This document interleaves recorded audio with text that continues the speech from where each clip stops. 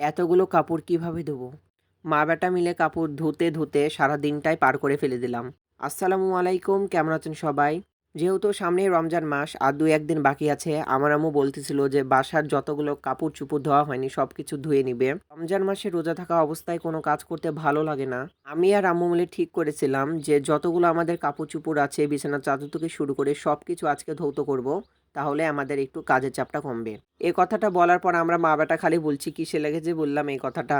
এবারে এই কাপড়-চোপড় ধুতে লাগে আমাদের মাথাপিঠ তো লেগেই গেছে। তো এই কাপড়-চোপড় ধুচ্ছি ততই মনে বলছে আরো কাপড়-চোপড় বাড়ছে, কমতেই চাইছে না। তো মা বেটা ফাইনালি বকবক করে কাপড়-চোপড়গুলো ধুয়ে পুকুরের দিকে রওনা হয়ে গেলাম। এই কাপড়-চোপড় বাড়িতে পরিষ্কার করে ধোয়ার জন্য পুকুরে চলে গেছিলাম। আমি তো কমই কাজ করছিলাম। আমার মায়েরই আজকে কাজ করতে, করতে মাথাপিঠ শেষ রে ভাই। আমি খালি চেয়ে, চেয়ে দেখতেছিলাম। আমি তো আম্মু কাপড়-চোপড়গুলো ধুয়ে দিচ্ছিল, ওই কাপড়গুলো নিয়ে সুন্দর করে লেড়ে দিচ্ছিলাম। আমাদের মা বেটার খুনসুটিগুলো তোমাদের কেমন লাগে কমেন্টে জানাবা। আল্লাহ হাফেজ বন্ধুরা।